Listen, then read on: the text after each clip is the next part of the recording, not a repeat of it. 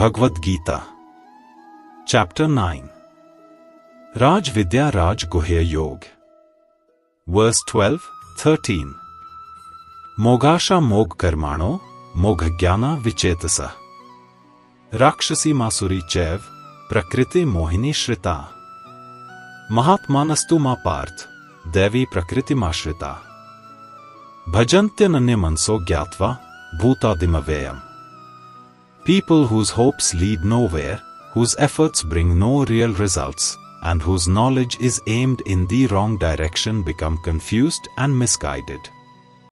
They end up taking refuge in negative and destructive tendencies, which only misled them even more.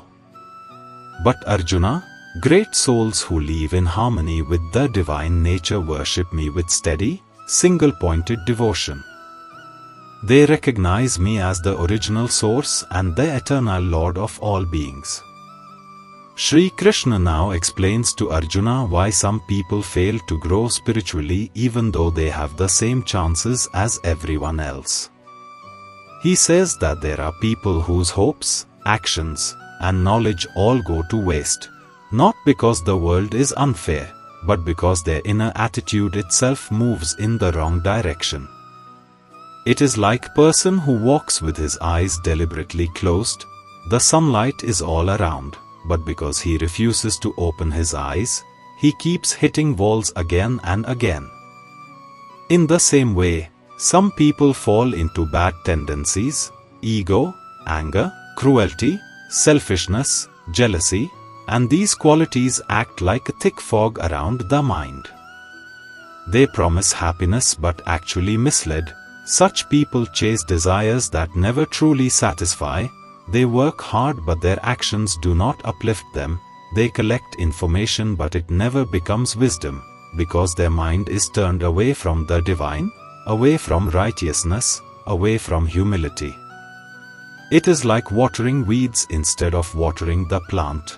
The more you water, the more the weeds grow and the plant gets lost. Shri Krishna tells Arjuna that for life to become meaningful, the heart has to be aligned with truth, humility, and devotion. Without this foundation, even the greatest effort becomes empty. Then Shri Krishna speaks about another kind of people, the Mahatmas, the great souls. They are not great because of miracles, special clothing, or living in caves. They are great because their inner nature has become pure and their heart has opened beyond selfishness. These souls look at the world with a different vision. They feel that everything, every breath, every moment, every form of life, comes from Shri Krishna. With this understanding, their mind naturally flows towards him, the way a river naturally moves toward the ocean. Their devotion is not forced or mechanical, it is effortless, steady, and full of love. They do not worship for reward or out of fear, but because they genuinely feel the presence of the eternal in everything.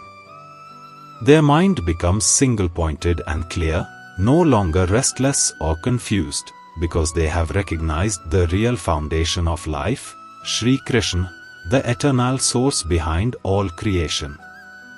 And once a person sees the source, they no longer get lost in temporary illusions.